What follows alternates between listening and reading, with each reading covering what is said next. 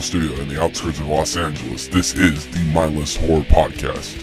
And here are your hosts, Anthony and George Zaragoza.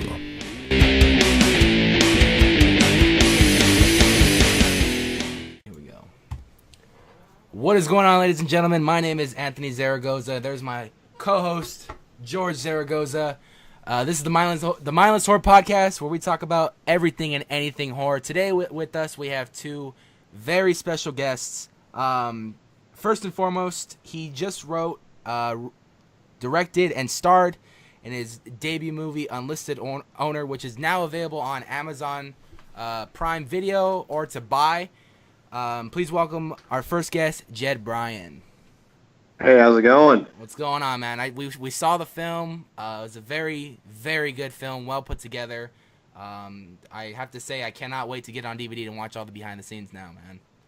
Well, yeah, I appreciate it. Thanks for taking the time checking it out. Oh, no problem, man. Yeah, the minute you text me at work, after work, I was like, all right, I'm going to watch this movie, and it's going to be a good night. So, thanks for the horror, man. Thanks for keeping the horror spirit alive, man. I mean, there's not a lot of horror movies coming out, not a lot of horror movies getting nominated for Academy Awards these days, so we got to keep that spirit going, you know?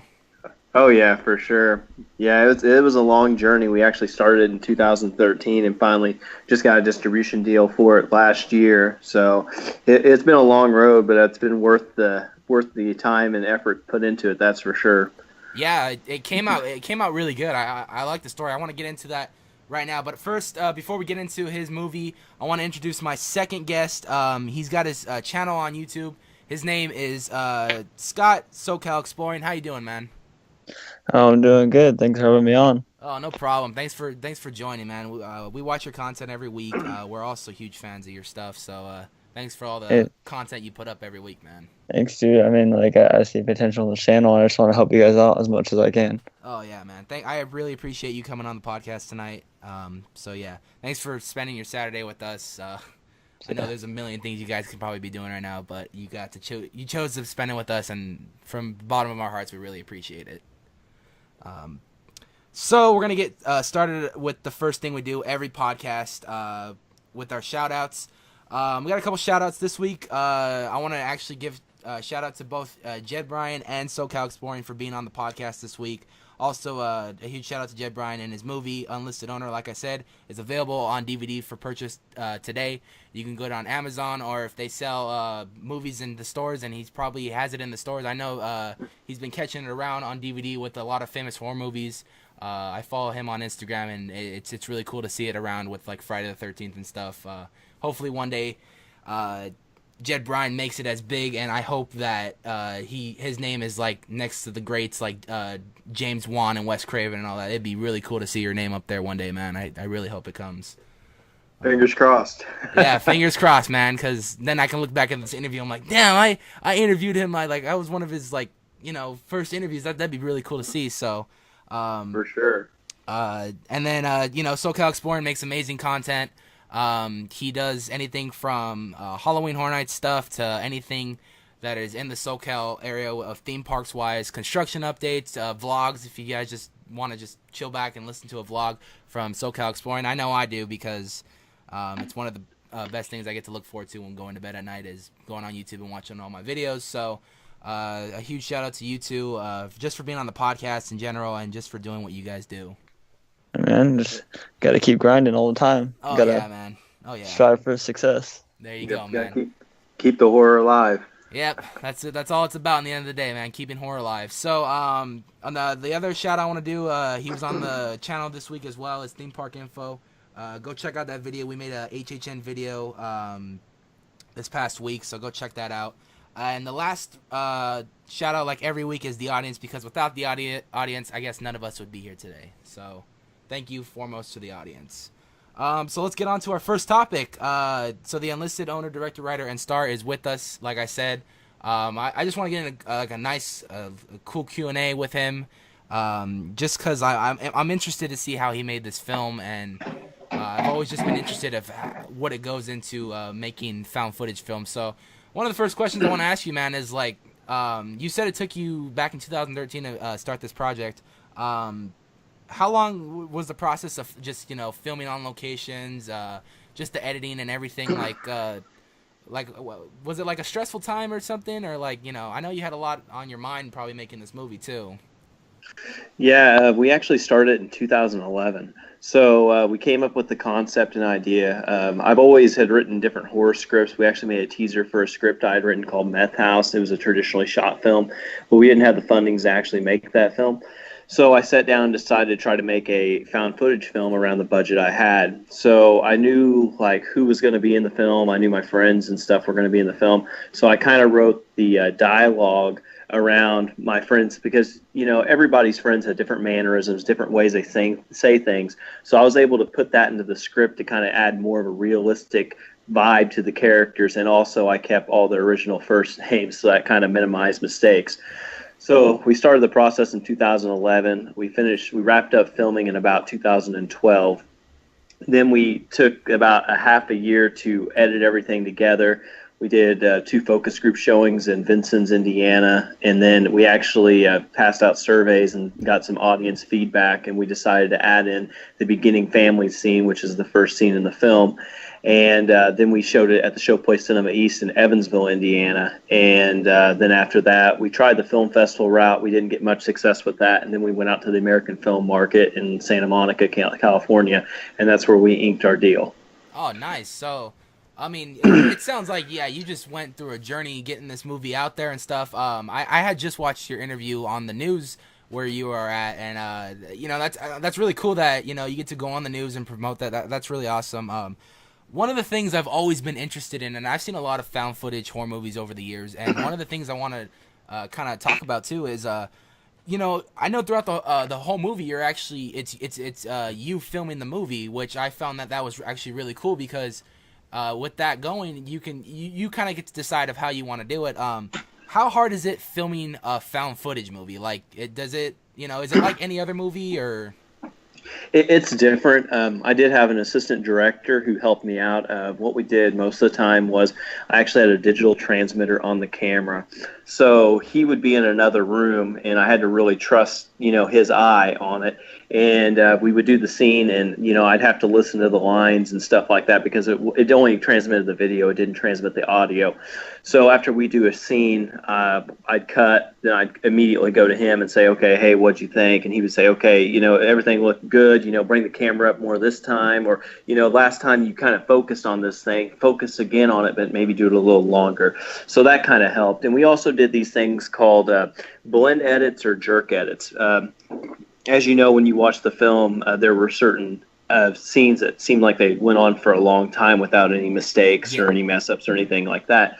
And in most typical found footage films, it's always like, like bam, they're like cut into different camera views. It's like we call them hard edits. Yeah. So I wanted to make our film a little different, kind of make it look like we had these long fluid scenes going. So what we would do is we did these things, we called them jerk edits or drop edits, and basically what we would do is whenever we get to the end of the scene, I would dip my camera down and we'd just go a little bit into the next scene, and then I'd bring the camera back up. Then we'd cut, go back and do the very end of that last scene. I do that same dip, and then we go into the next scene. And then when we put it in the editor, we put them side by side, and it just seemed like it was one fluid motion. So it looked like it was just one continuous shot. Just like that road trip scene, there was probably about six or seven edits in that road trip scene. Wow. So yeah. That's interesting too, because you know what, I didn't even, and it's funny that you bring that up because throughout the whole movie I had noticed that it looks like one continuous shot.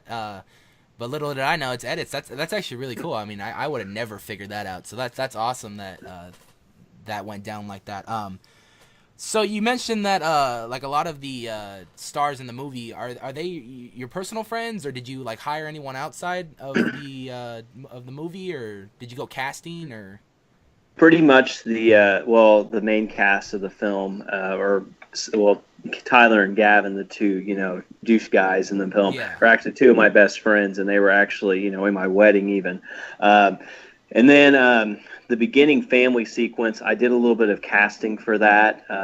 So that would be the only thing I really casted. But everybody who's in the film is actually from our immediate area of Sumner, Illinois, where we filmed the entire film at. So yeah, everybody was local actors. No one had ever acted in a film before, so everybody was really green to the acting. But I mean, I couldn't have been more happy with the end result. That's for sure. Yeah, I mean, the movie came out. It came out great. I you know, it's awesome when I get you know, when I find original content that is getting up there and stuff, and I love watching indie films, because indie films, like, you have the availability to kind of do what you want and stuff, and you know, with watching your film, I saw that, dude. I saw how passionate you were about with this project during all the acts of the movie, and I like how the lead up to the big suspense, you know, killer and everything. That was like, it was an excellent lead up, because you had your two best friends, like, the entire movie, the entire time, kind of pushing you to, you know, get back to their old roots of, like, you guys being friends again, and I can see that towards the end, where your character looked like it was just kind of getting fed up with that. A lot of the characters in the movie were getting fed up with it too, and I really liked the different kind of relationships each character had with each other and stuff like that. So going into the original movie, did you like, you know, what each character wanted to be, and when your best friends, what was it, Tyler and Gavin, when they came in, did they originally want to be the kind of the douchebag characters, or was that kind of like, as it went on, it fitted them, you know, perfect? How it actually worked was Tyler actually co-wrote some of the script with me, and from the get-go, that's not like him at all to be that type of person. Super nice guy. Tyler and Gavin both are. So from the get-go, Tyler's like, hey, you know, I want to be kind of like this character. So whenever I kind of came up with the concept of the story, I wanted it to seem like, you know, these four guys were like the bestest friends, you know, in the whole world. And then Jed and Griffin get girlfriends, and it just kind of ruins all the fun that they used to have. So whenever we drag the girls along for the ride, you know, the two, you know, Tyler and Gavin are just trying to break that bond with those girls so we can go back into the old party mode, you know, fun mode again. So was the kind of like what we were trying to portray throughout the film. And, you know, and the guys just kept trying to elevate it to whenever, you know, the whole house stuff happens. And you just kind of see that leading up to that, you know, that craziness of, you know, well, you know, if we keep doing crazier stuff, maybe these girls will finally ditch our friends, and we can just all hang out just like the good old days. Yeah, because like I said, me and George were talking about it on the way to. I just went to go pick him up right now. And we were talking about the movie on the way back to the studio here, and we were actually talking about how Tyler and Gavin in the whole movie just pissed us off, and you know, I kept looking over to George too, and I was like, but that's how you know, man, that's really good acting. If an actor does his job well to either piss you off or make you like him a lot, that it's just really good acting, you know. And you just brought up the fact that in real life they are nothing like their characters, so that actually makes me even more like the characters, you know, hate the characters more in the movie, because if they're nothing like that in real life and they portrayed those characters in the movie, that's so awesome.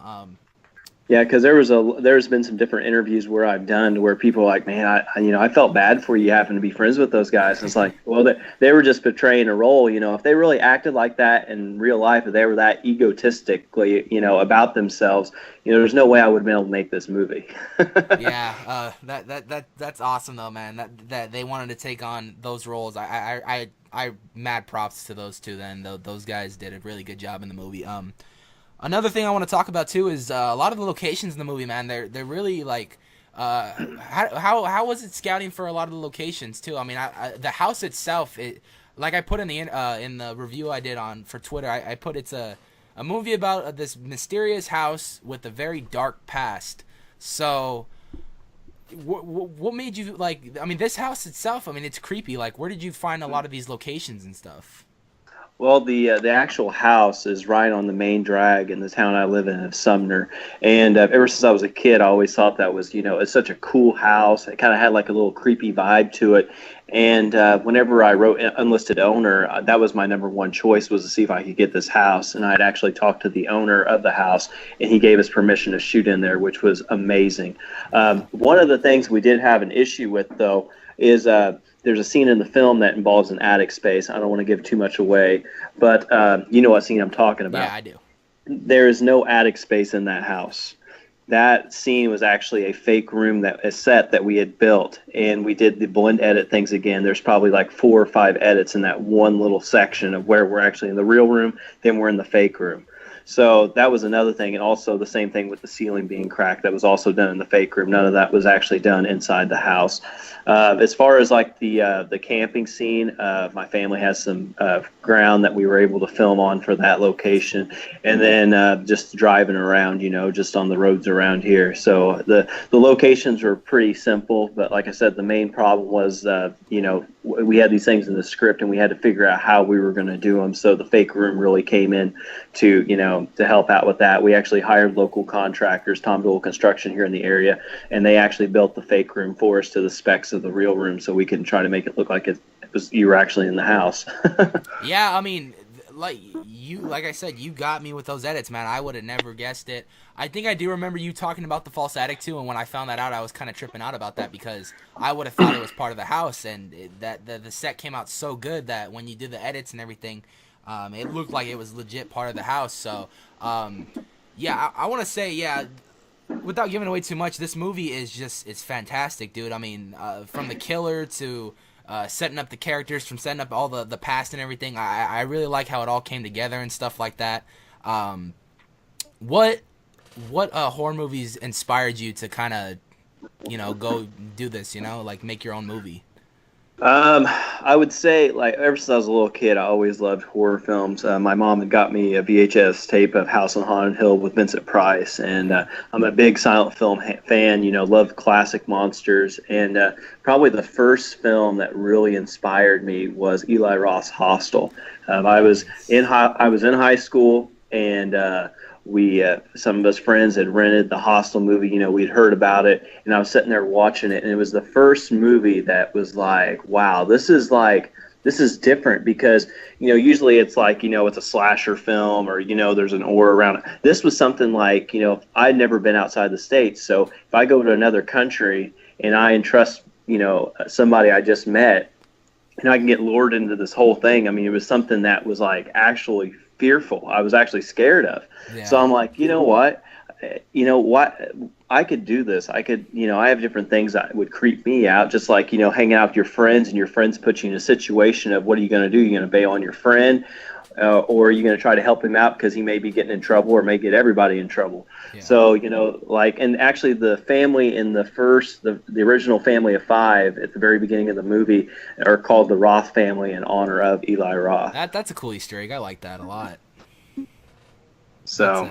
that's awesome, man. I mean, I love to hear stories of when filmmakers were inspired by other either filmmakers or just something they saw in real life that just kind of scared them and inspired them to make stories like this. You hear a lot of horror movies these days that, like if they're based on true stories, you see a lot of them inspired by true stories and stuff like that. So that I think that's what makes this film also authentic too, that it's found footage and it's off a bunch of different, mainly your point of view, and it's off of, different cameras as well. I really enjoyed that with this.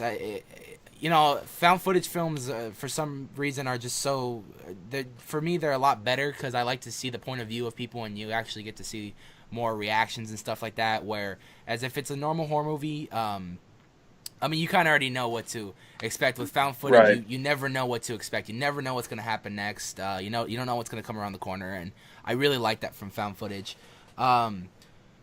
So, with that being said, is there plans of maybe a sequel when the works are soon, or like more horror movies coming soon from you? Because I would love to see more from you, man. Yeah, well, I appreciate that. Yeah, I have an outline for Unlisted Owner 2. I'd love to do it. There are actually people living in the house right now, so that'd be something we'd have to work around if we'd end up doing that. I would love to do a traditionally shot film. I have several scripts that are ready to go, like my Meth House script. I'd love to shoot something like that. There's a lot of things, a lot of different directions I can go. We're just kind of waiting to see how well the film does money wise, as far as what we can invest into the next project, because we definitely, especially if we're going to do a traditionally shot film, we're going to have to increase our budget for cameras, lighting, sound, stuff like that. So a lot kind of banks on this of what direction we go, but yeah, for sure. We're ready to rock and roll once we get the funds to be able to do something. Yeah, I mean, like I said, I'm looking forward to seeing what you have in the works in the future, man. I can't wait to see what more you can give to us. Because, like I said, man, you may be the next Wes Craven, Eli Roth, or someone. So, Well, they thank always, you very much. That's an yeah, honor. they never, they all started where you were, man. They all started with getting a couple friends together and shooting some movies. So, I have faith, dude. You're gonna get there one day, man. Because it always takes one to start it all, and then that one film becomes your all time. Everybody praises it because that was the first film you ever made, and I just feel that you're gonna get there, dude. It takes time and patience, but the road you're going, man, I like your style, man. You kind of you were set out to do one thing and you did it. So I mean that's so awesome that you did Appreciate that, that.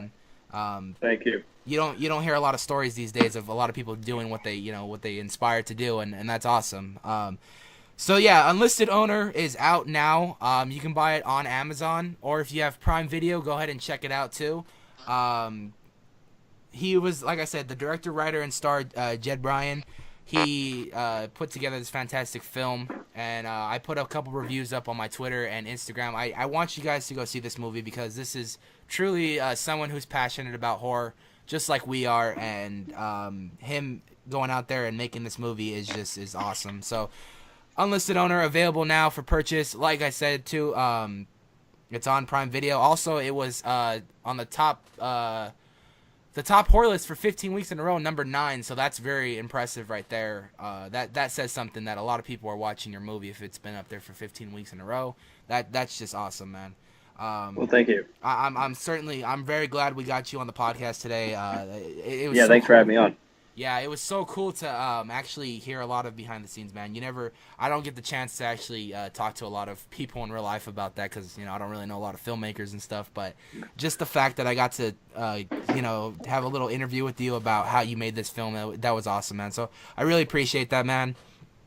Yep, thank you. Yeah, so I gave you guys, I emailed everyone a list of what we're talking about. So let's get on to the next topic. Over here we have in Orlando too as well. They do Halloween Horror Nights. We're gonna talk a little bit about the code names and hints. So Scott, what do you think, man? What's going on? What's going on, man? Well, I mean, overdoing this for a good, I don't know how long I've been doing it. Crap, for like 4 years or so, 4 or 5 years. It's been easier to decode Murdy, the creative director's code names. And I think it helps that if you watch a lot of horror films, and it kind of like you just pick up on it after thinking a lot. Yeah. So without because I'm gonna make a video soon on it, but I think it's safe to say that it's gonna come to the event this year. The reason being is because he put out his first code name, which was Terror in the Aisles, and I know I may mind blow some people right now, but what he's referring to is the terror in the library aisles when Pennywise is chasing Ben around in the basement, and it's one of those things that it just comes to your head. And if you're used to decoding these names, that's the good thing about going, and I'm sure it'll pick up on you guys too, is when he puts out a code name, you think about it for a bit, and it just comes right to you. Yeah. And I was reading a lot of the comments. What do you think though, man, George? I thought the same exact thing. Literally just what you said, man. I got the tweet, looked at it, and right when he said "Turn the Owls," all I could think about was that. And even in the tweet, he said he's like, "I'm super excited for this," and when it came out, it was such a big hit with everybody. And either way, depending on what property he gets, it's almost always probably going to be a smash. Yeah. And if it's it, then I'm super excited. I love the remake. I like the miniseries, and I have yet to read the book, but I'm super excited for that if that is it. Which I would assume it is because, again, that's the first thing that popped in my head. Yeah. I was reading more on the comments when that tweet went out. A lot of people were speculating that it was from a movie, an old-time movie. I think John Murdy may have tweeted it out. I don't remember, but someone, or either John Murdy, tweeted that it was from one of an old movie that he watched back in the day, and a lot of people were suggesting that old movie had Jamie Lee Curtis in that movie, and so a lot of people were going down the line of, oh, it's Halloween. So I want to go out and say for sure I think we're going to get Halloween this year because it's a big marketing with Blumhouse right now. And I think that they're going to bring Halloween to the event again, and that's why I think they excluded him from Titans of Terror last year. You know? So... Yeah, even John Murray said when they asked him on Twitter, they're like, oh, what happened to Michael Myers? He said he couldn't come out to play this year, or he said something along those lines. Yeah, so, I mean... He's been kind of slowly starting to drop hints of what these mazes are going to be. With John Murray, though, he doesn't, he won't give us anything until about summertime. He won't officially, but he'll start hinting at stuff, which is good. Oh, yeah, Murray does like to twist a lot of stuff around, and the one thing, like, the one message that I want to send to everybody is, like, if when Murray puts out these code names, don't just go on a limb and say that you know everything. Like, it's fun to speculate, and if the lineup gets leaked like it has before, don't ruin the fun for everybody in speculating, and just keep it to yourself. Yeah. Jett, have you ever been to any of these events, like any horror events or anything, or is he there? Did he leave on us? No, there he is. I don't know. I don't think he's there. But yeah, we go to these events like a lot. Yeah, I've seen Scott there a couple times. He does all his stuff. And what I mean, when I've seen you there is like I've seen what you put on your channel. So yeah, that's gonna be some good. I have a feeling this year though the lineup might be pretty good. I can't say too much on how what it will be, but there's a lot of speculation going around of what it will be. So that's pretty cool that a lot of people are already guessing. I love when guessing season comes around because people go crazy for it. So, yeah, I mean, is there anything else you want to talk about for Horror Nights? Because, like, I know there's a lot of speculation that also they might be doing a classic movie monster maze this year. I mean, yeah, Murray tweeted about that and how, like, he was talking about a maze or whatever from Not This Century or something like that, and immediately what came to my head was classic monsters, because now that he had a Titans of Terror maze, it'd be easy for him to put the classic monsters into a maze. I definitely think it'd draw more attraction, like, it'd make Horror Nights a bigger demographic as far as people that like older movies and people that like newer movies. And it'd be a good mix for Horror Nights to have something like it and classic monsters. That way it's not just like a this century based like event. It's expanding its demographic, like I said. Yeah, I see what you're going there. Yeah, I mean, all this sounds great, but like I always say, we won't never know until the man himself says it. So no, we won't. It's always good to speculate, though, man. I love speculating. All right, so now we're gonna move on to some bad horror movie acting.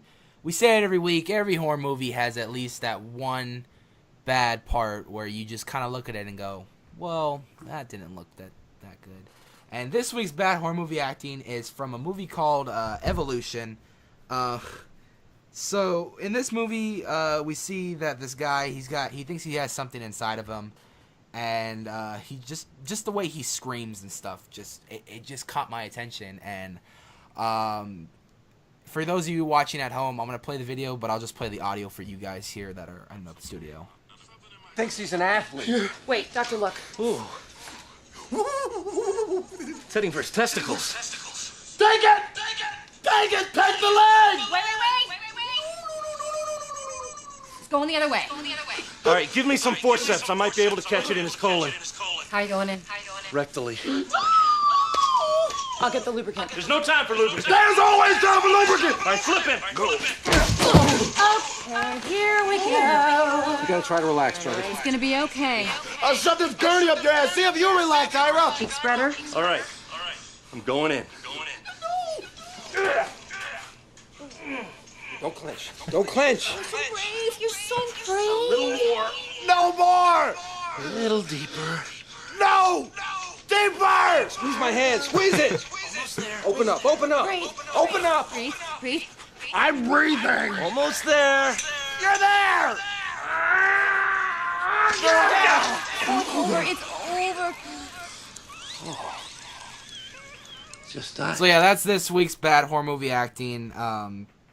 I don't know. That sounded like a comedy horror movie. Yeah, it was just. I don't thought know. it was Shemp from the Three Stooges.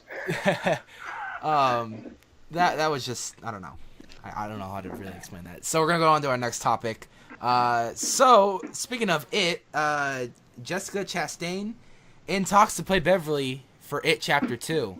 I don't know how you guys felt about the brand new It movie, but me and George, we went to go see it. We absolutely loved it. We liked it actually a lot better than the original one. Jed, what did you think about It Chapter 1? I thought it was really good. I really I mean, whenever the clown came out of the fridge, that was just, I thought it was awesome. The animation they did with that, I really enjoyed that. And I thought the kid actors, they did amazing. Of course, there were some familiar faces in there, Stranger Things and stuff. But I mean, I really enjoyed it. Me and my wife actually saw it twice. We saw it in theaters, and then we went to the drive-in theater and saw it again. So Yeah. very impressed. Yeah, I liked it. Scott, I'm assuming you saw it too, right? Well, of course I did. I see about like every horror movie except, every horror movie. I don't care how bad they are. Yeah. But it wasn't one of those instances. They perfectly took the original story and from the book and everything and made it into a fabulous remake. I saw nothing wrong with it. There was no bad acting in it. Like Jed said, the kid actors were absolutely phenomenal, and usually we don't have that. We don't have good kid actors in most movies. They're usually like okay, but they just played their characters well. Their faces of fear, the way that the acting in general throughout that whole movie was amazing. I forget his name, Bill. I don't know how to say his last name, but yeah, Skarsgård. He played an amazing Pennywise, and I'm glad that he got the opportunity to play Pennywise because the way that he immersed himself in that character was absolutely amazing and made the movie 10 times more better. Yeah, I will agree. George, he liked the way he portrayed him as well. Like, what did you think of between him and Tim Curry? Like, Tim Curry is kind of like his own element, just like Bill Skarsgård. I would say comparing them, even though they play the same character, it's kind of like apples and oranges, because Bill Skarsgård played him more like a maniacal kind of like a crazy like lunatic, and Tim Curry he kind of did, but like he was very funny with the way he portrayed him, and and I felt like you kind of don't see him a lot in the miniseries as much as you do in like the movie, and I would say I like maybe Bill Skarsgård's a little bit better, but yeah. So yeah, Jessica Chastain. She looks familiar. I can't name movies off the top of my head right now. She was in Crimson Peak. There we go, Crimson Peak. Zero Dark 30. She was Zero in Dark 30. Mama, which Guillermo del Toro. No, Mama was from the same guy who directed it.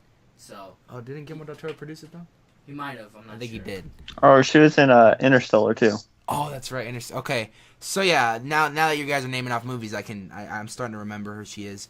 But I think she would be an excellent Beverly because she kind of looks like a much older person, for Beverly. I think it's an excellent casting choice if they go through with it. I feel that she could probably do a really good job. I mean, she's done amazing in the last couple movies that we just mentioned, and seeing her as an older Beverly, I can see that. She's a ginger too. There you go. I mean, but I'm extremely excited for this movie. They haven't really went out unless they're keeping it a secret. They haven't really. I don't know if they started casting or they're starting to look for possible people to play the older versions of the children. And I think that's what made the original one so good, because I think at the time a lot of the actors that portrayed the original adults, they kind of were all well known at their time. So if they can go back and maybe do that for the chapter 2, that would be awesome. Get a lot of well known actors today that can play these roles, because with this one we get to see, if you've seen the original It, they go back to Derry and they have to defeat Pennywise again. And I do like how they took a twist in the movie where they started incorporating more stuff from the book, where and that's what, in my opinion, made the movie a lot darker. You know. How funny would it have been if they would have just waited until these kid actors got older and then did it then? Oh my god, dude! Now we would definitely be waiting like so long for that. But yeah, that would be interesting to see. I mean, I don't think I've seen a movie with that much commitment to actually do that. That'd be really cool to do. It'd be cool. I'm pretty sure they'd piss off most of the horror fan base, but it'd definitely be cool. Yeah, I mean, I can already see it now. Promotional in 2030. All these kids are older now, and we're all old guys and stuff. And we're like, oh my god, we've been waiting for this movie for so long. That is scheduled to release when? Next year, huh? 2019? Yeah, I think around September, October again. So yeah, that's 2019. That is a year away. About a year and a half away until we get this chapter 2, which kind of makes me happy, but at the same time I hate waiting, but it goes by so fast. But if they do as good as a job as they did for the first one, by all means take your time making this movie. Next thing we're going to talk about, this is actually one of my favorite all-time horror movies of all time. Army of Darkness just turned 25 this week. That's a big milestone for this movie. You know, this movie is just so good because we get to see more of Ash in this movie and more of his comic side in this movie, which I love seeing Bruce Campbell, and I'm excited actually. As of this recording tomorrow, Ash vs. Evil Dead starts up again, season 3. Oh. So you know, Bruce Campbell just nails the role of Ash, and almost anything he's in, I love watching. Have you guys? I'm assuming you guys seen the Evil Dead trilogy, right? Oh yeah. Yeah, I mean, I just. What's your favorite one out of the trilogy? Oh man, Evil Dead 2 was good. I mean, that was kind of like, you know, the changing point of, you know, the first Evil Dead to, you know, the Ash stuff, you know, to me. So, I mean, Evil Dead 2. Yeah, 2. For me, too. Yeah. Just basically the same topics. That was like kind of the transition movie. Yeah. Yeah, because you went from a serious movie to, you know, to what Ash became, you know, and I mean, and what about the, you know, I love the poster, you know, the skull. I mean, that's just one of the most iconic, you know, horror movie posters. I mean, you see that and you're like, yep, that's Evil Dead 2, you know. Yeah. I did like to, I don't know if you guys know this, but we talked about on the podcast a couple weeks ago. They couldn't get the rights for the original movie, so they kind of did a pre-sequel in a way for the second one. And that's why the story is kind of mixed up in a way. It gets a lot of people confused in a way where how they explain it in the beginning is kind of how it didn't really go in the movie.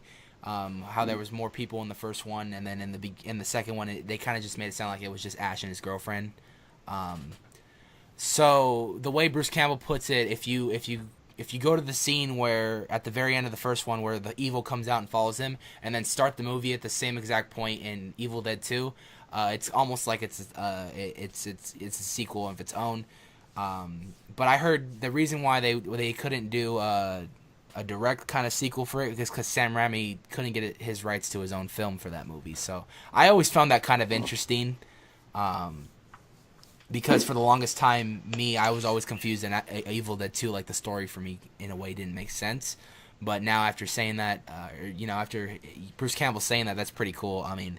But Army of Darkness is just, I think for me, it just went straight to comedy after that, because like they saw how well, I want to say they saw how well they reacted with Ash and Evil Dead 2, and how he goes crazy in the house and stuff like that. So when Army of Darkness came out, it was a really good movie, and it was funny.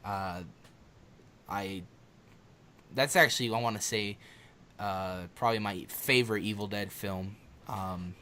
I would say that the series would be one of my favorites too, but I mean that's a show, so in a way though, I mean it's kind of its own little movie each season, you know. So I mean, but yeah, guys, Army of Darkness just turned 25, and so to them I say happy birthday to Army of Darkness, and I hope that we get more Ash and Evil Dead in the future besides what they're doing right now, man, because we need Evil Dead in our lives.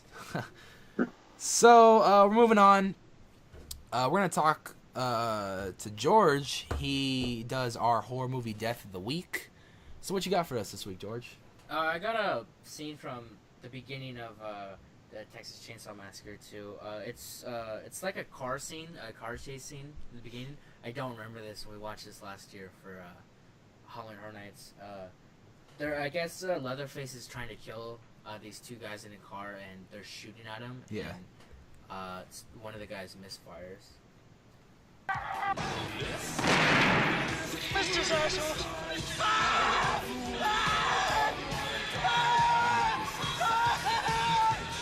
I remember this.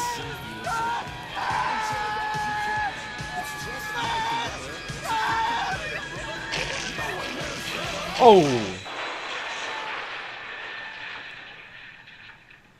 That's George's horror movie Death of the Week. I mean, I don't know if you guys ever seen the second Texas Chainsaw Massacre, because I know the first one is a classic, but I love all the Texas Chainsaw Massacres.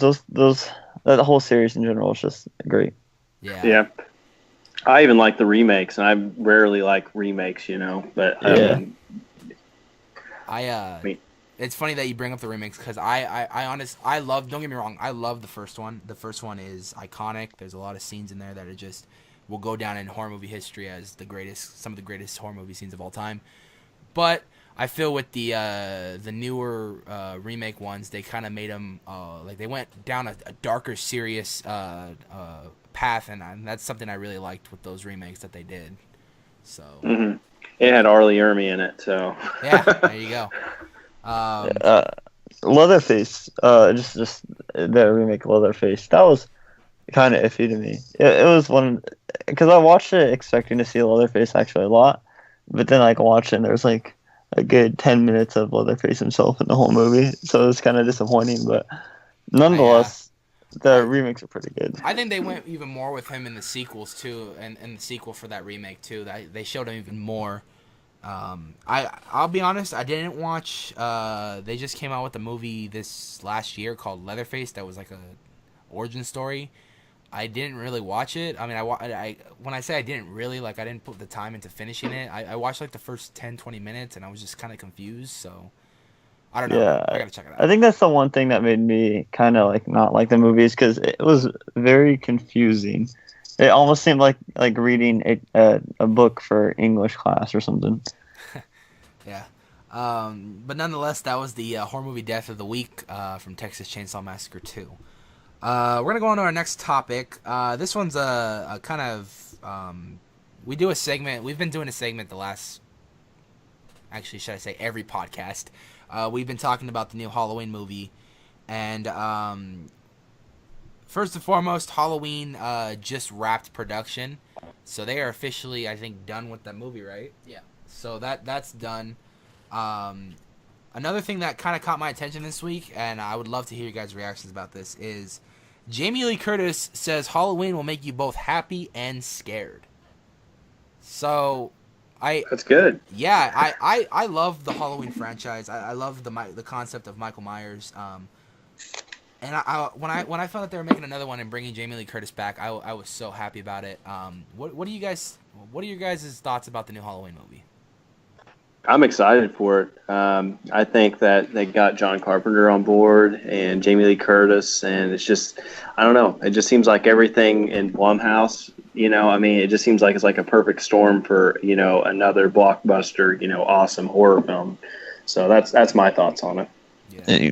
Blumhouse, what can I say? Blumhouse just does an amazing job all the time. And the fact that it's sort of like a remake, I think that's him referring to being happy is it's just going to make the fans happy. Seeing it all in this new generation and everything. And bringing Jamie Lee Curtis back and having Carpenter back. I just think that it's going to be absolutely an amazing movie, and I can't wait for it. Yeah, we're always looking forward to it. Every year or every week we've been talking about this film. We always bring up set photos and stuff. We actually, not a lot of people know this, or some of the diehard fans know this too. The guy who originally played Michael Myers, Nick Castle, actually has a Twitter account and has been putting up a lot of awesome Michael Myers Halloween set photos, because I heard he is actually coming back to play Michael Myers, so that's actually really cool. And some of the set photos that he did put up were the infamous scene in the very first one where you see Michael Myers in the sheets hanging out outside.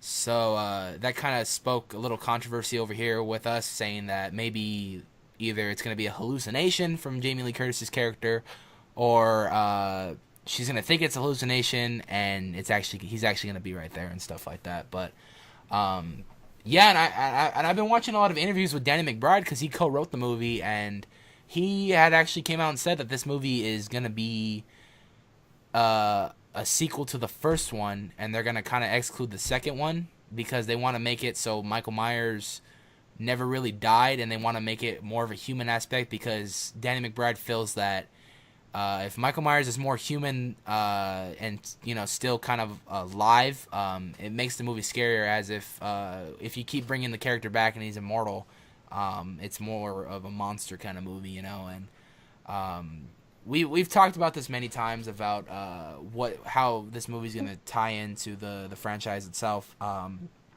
I'm mostly just excited just because, like I said, they brought back Jamie Lee Curtis, and I absolutely love the original films because of her, because she was just fantastic in those films. Oh yeah, for sure. Yeah, I mean, her mom, Scream Queen for Psycho. I mean, and then she, Halloween. So I mean, it's just kind of, it's awesome to see her back in the, in the horror again. George, how are you feeling about the new Halloween movie? I'm excited for it. This is gonna come out in like October, right? Yeah, I think October 19th. Yeah. The date. I feel like this was kind of like the first Halloween, how like they filmed it within like I think a month or around that time frame. So I'm really excited for it. I hope a trailer comes out for really soon. If not like really soon, I would assume maybe around Comic-Con. Yeah, they can have a good Comic-Con panel. That'd be pretty cool. So yeah, guys, I'm excited for this next Halloween film. It should be pretty good. Next thing we're going to talk about on the podcast is Jordan Peele. Everybody knows Jordan Peele by now because he wrote that phenomenal movie Get Out. He is shooting his next film, an original genre film, later this year. So he's going to start production on his next film this year. They have not confirmed if it's a horror movie or a drama or whatever it is. Or a sequel to Get Out. Or a sequel to Get Out. Yeah, I've heard there's been talks that there might be a sequel to Get Out.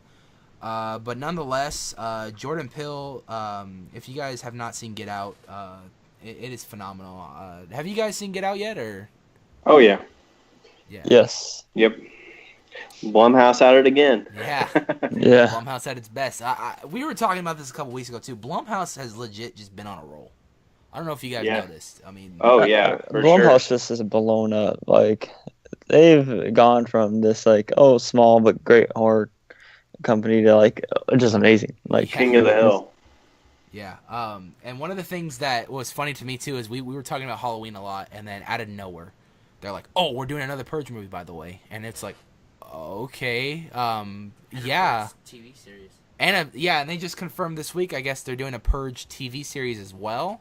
So, at first I thought a fourth Purge movie couldn't work out too well because, I mean, in the third one, if you guys watched it, you guys watched all the Purge movies, right? Yeah. Okay. yes. Yeah, in the third one, they ended the Purge, and that was it. And so I was like, how can they do a fourth movie? And that was my only mindset, is they have to go do a prequel to the Purge. So now we're gonna see the very first Purge, and that should be pretty cool. We were talking about someone big's gonna be in that movie too. Marissa Tomei, yeah, Aunt May and Spider-Man. She's set to be in that movie. So that's awesome. I've even seen the Rick and Morty Purge episode. Oh, dude, it is so funny. It is great. You know what? I just caught up with that show too, and I love that episode. That was a good episode. But yeah, I mean, Blumhouse, they started off the year strong with Insidious, and that was their highest grossing Insidious film of all time. So that's good, and that's coming out on DVD pretty soon. We'll get to that later. But they just brought back Get Out. They did free screenings around the world on President's Day. That was cool of them to do. It was like a 1 year later sort of thing. So that's out. That's nominated for so many Academy Awards this year too, and I couldn't be more happier because a lot of the horror fans are saying they're bringing horror back to the Academy Awards. and we're hoping in the near future we see Jett up there too with an Academy Award coming soon. That'd be really awesome. That would be amazing. Yeah, I mean, I'd even take, a chainsaw award. I don't even know if they have those anymore, the Fangoria chainsaw. that even sounds cool to have, too, I mean. But yeah, so we were talking about this last week on the podcast about Get Out 2. I was saying that it can work to a certain extent, but I wouldn't want to see a sequel to Get Out because just the way it ended perfect for me.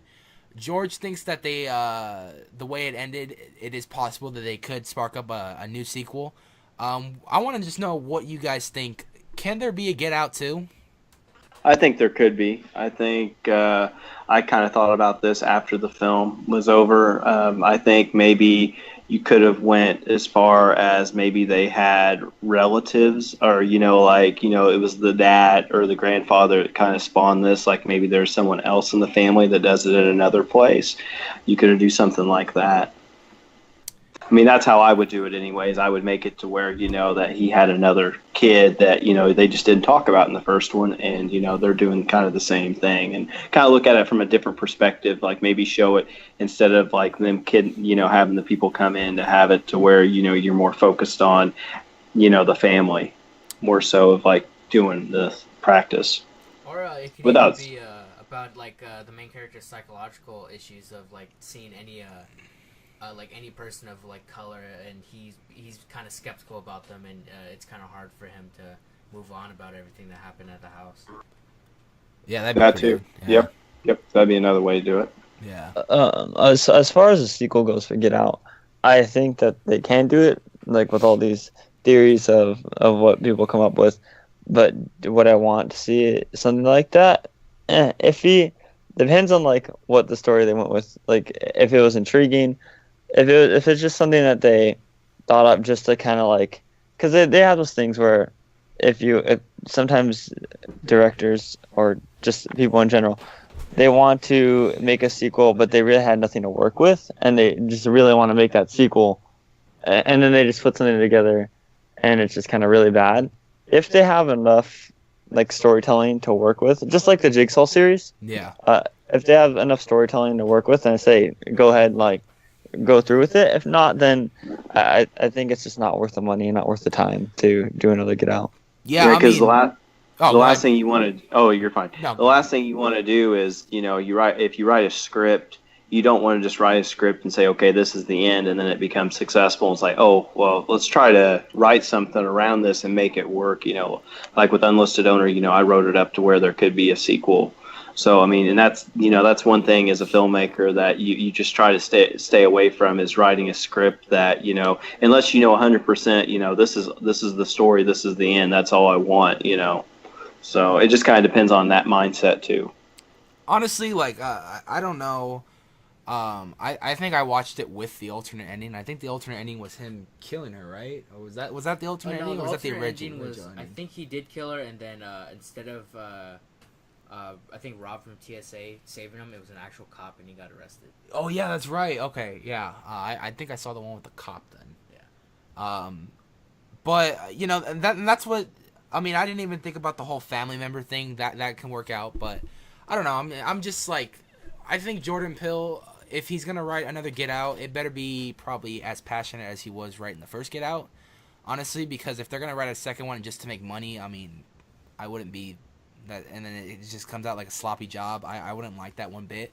But if he goes above and beyond and writes it just as better, just as good as, even better than Get Out, the first one, I'd be all in for it. I'm not gonna lie, I actually just watched Get Out like not even like a couple months ago. Like I didn't go see it in theaters or anything because like when I first, I'm gonna go out full out and say this. When I first saw the trailer for that, I thought it was one of the most stupidest concepts ever. But then I heard everyone talking about it, and I'm just like, well, I gotta go check it out now. So I finally sat down and watched it, and I fell in love with it. And now I think it's honestly probably one of the greatest horror movies I've probably ever seen. And that's a bold statement because there's a lot of great ones out there, and I just feel what Jordan Peele did from going from the spotlight of comedy to writing a horror thriller movie, like that was just that took some guts. A lot of comedians I've seen now are doing that. Another being Danny McBride, going from the spotlight of comedy to co-writing a Halloween movie that John Carpenter approved of. So to see stuff like that, and I just think that's awesome that people are doing that. And so yeah, Jordan Peele, I don't know what his next movie will be. We'll probably get an announcement sometime soon if it's going to be another horror movie or not. So yeah, look forward to that sometime this year. I don't know what it's going to be though. So we do a segment on the podcast every the last couple weeks we've been doing it. It's called This Week on Crypt TV. If you guys aren't familiar with Crypt TV, they do little short horror skits on their channel. Eli Roth is the owner of this channel, and he collaborates with a lot of directors, producers, writers, and they make these horror skits that always come out pretty good. So this week on Crypt TV, I want to talk about Look-See. I think it's Look-See Die or just Look-See 4. And if have you guys ever came across Crypt TV at all? Oh yeah. Let's see. I don't know if I've seen the most recent one, but I'd seen the one with the Photoshop. You know, where that girl's in the photo shoot and they're like clicking. Yeah. I've seen some of and I've seen other ones too, but I haven't seen the most recent one. Yeah. Scott, have you seen any of Crypt TV's content before? Did we lose him? I think we lost him. We may have lost him. But if you guys, they do this, they have this one series that they're doing right now called Look-See, and it's really interesting. It's a little short. There's this like monster who's like kind of like a tall, like Slender Man kind of guy because he wears a suit and everything, but he has no eyes and he has this like giant mouth. It just looks creepy, and the prosthetics and makeup look fantastic on it. But this week on Crypt TV, that was probably the best short that they had. Only because I loved Look-See, and if you get a chance, Jed, I would check it out. The Look-See 4. I mean, it was good. It was really good. The makeup's good for shorts too. I'm always I always wanted to know like what it goes on budget wise and stuff like that, because they're only like 3-4 minute videos, but they do them really good. That'd be cool too. Maybe you can collaborate with them. That'd be awesome. I mean, I bet that would probably be a dream for you too. Oh yeah, to collaborate with Eli Roth would be amazing. You know, for sure. I could Dream see come that. true. That'd be awesome, man. If you just wrote some short skits and then submitted them to Crypt TV, and then they get the ball rolling for you, that'd be cool too, man. I mean, that'd be awesome. I could review one of those videos for the Crypt TV. That'd be awesome. For sure. Hey Eli, if you're listening out there, get a hold of me. Eli, yeah, there you go, man. Eli Roth, come on, man. But yeah, so Look-See 4 was good. The basic premise of this video was they were in a school auditorium. It looked like there was like a mass killing or something because there was like bodies all over the floor in body bags. But then you hear something behind the curtain because they're like in this like auditorium, so like there's a stage right there. The janitor's kind of cleaning up around it, and you hear something about around the curtain.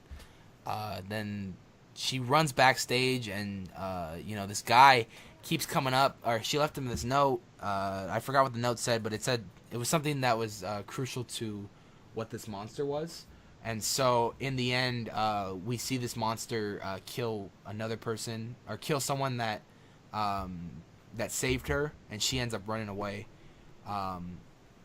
But I just want to talk about the makeup and stuff. Like it's just so good of how they do this monster, whether it's CGI, but I think it's makeup, because like I don't see that. Maybe some parts of him are CGI, but majority of him, it has to be makeup. I mean, the way I can describe him is a tall, like Slender Man looking guy, but he actually has like a mouth and everything. So cool. Yeah, go check. I mean, if is that and the audience too? I mean, go check it out. It's Crypt TV just always nails it. So actually, there's one thing we're gonna talk about. It's a segment on the podcast we don't like doing too much because we don't like to see him pass or anything. We hate to see any horror legend icon pass. I forgot to write his name on the thing, but I'm gonna pull it up right now. So we did have one we had 2 horror legends pass this week. The first one, he's from the original It movie. His name was Tom Heaton. He played the store clerk in the medical store in the original It. When they show him, he's wearing a white shirt. He's got glasses, a mustache, and everything.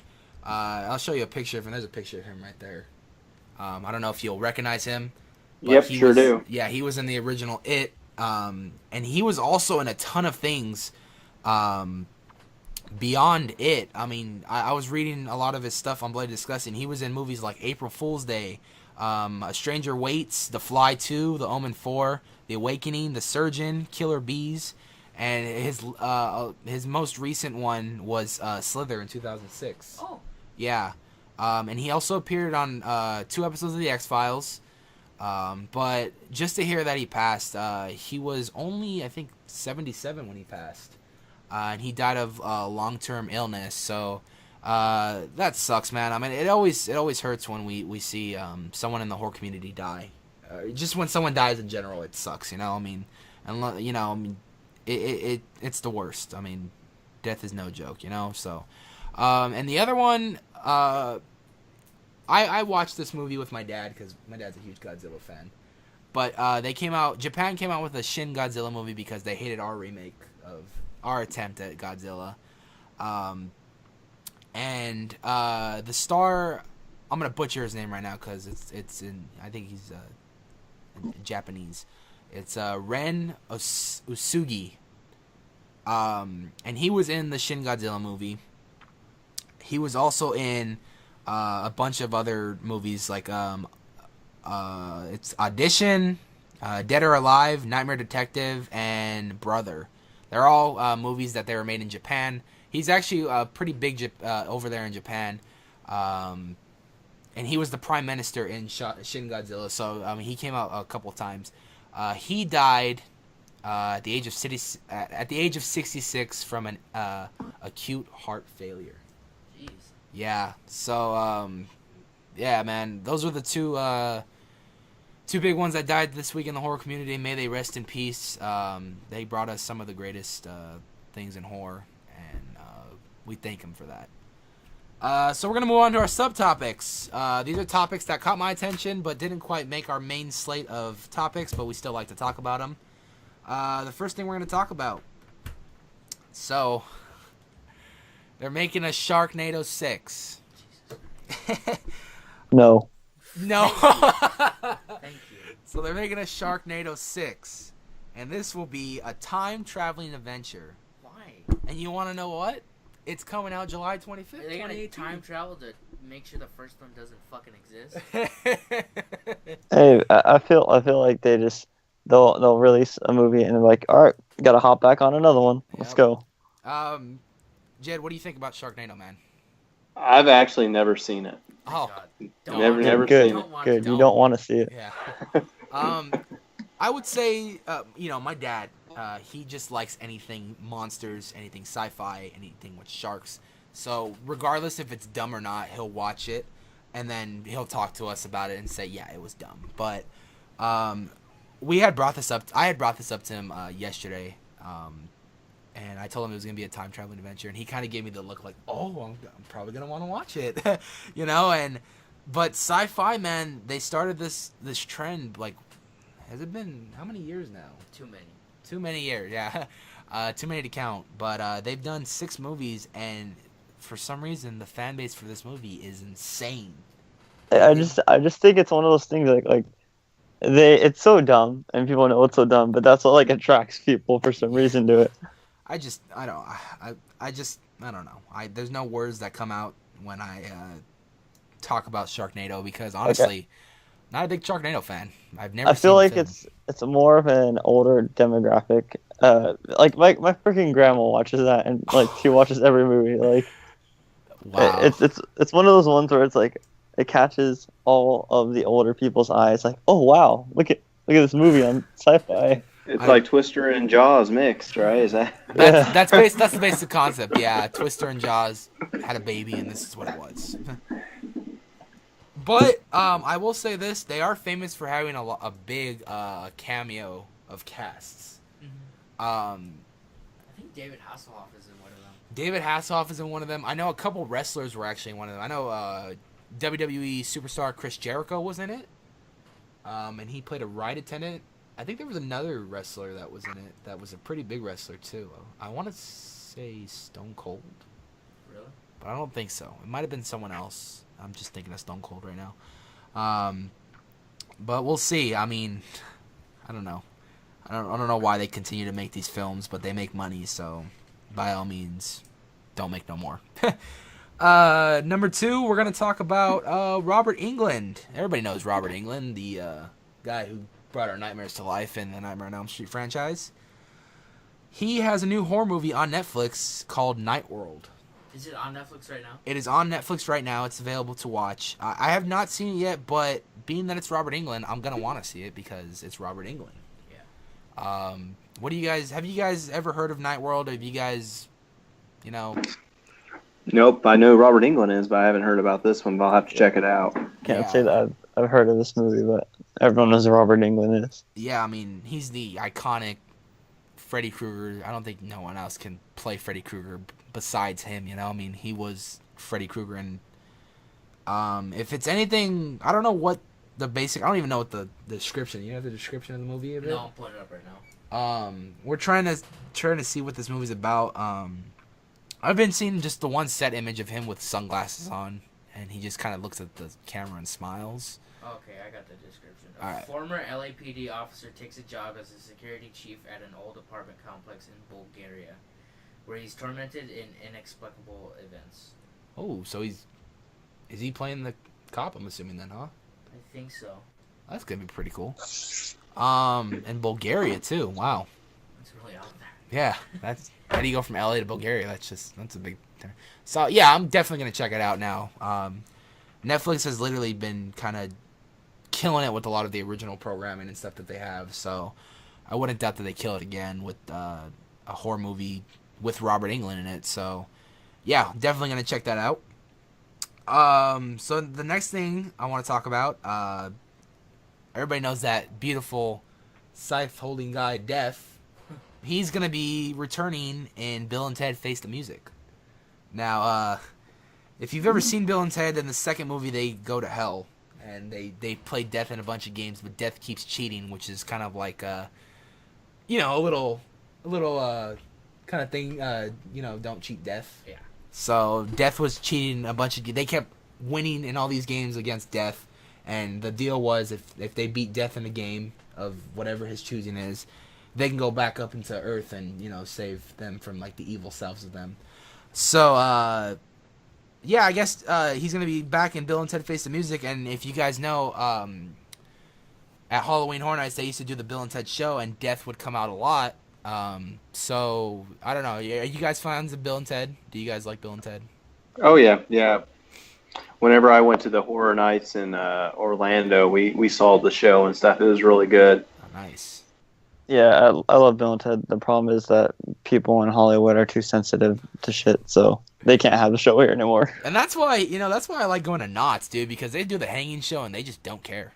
They are complete, it's complete savagery over there. They don't care. Yeah, they're just we're going to make fun of you, and if you don't like it, well, go screw yourself. And if they have anything in there that seems like they made a Gene Wilder joke, and it was like a month after he died. That's just Knott's just doesn't care. Yeah, I went last year and we watched the show, and everything was mostly about Trump, and I was just laughing, dude. I mean, at this point, whatever's going on in the world, I don't care. As long as I got horror movies and my comic books and all my geek stuff, I'm good. I'm good. I'm set. So, yeah. So, Death returning. That's going to be awesome. We're going to go. Last week we talked about the show. I'm actually kind of a fan of this show. It premiered last year. It's called Santa Clarita Diet. It's on Netflix. It's a Netflix original. And season 2, we talked a little bit about it last week. This week, though, we found out that it's coming out March 23rd, 2018. So that's just right around the corner. Yeah. You've never seen it. No. It's pretty good. It's all right. Have you guys seen Santa Clarita Diet or no?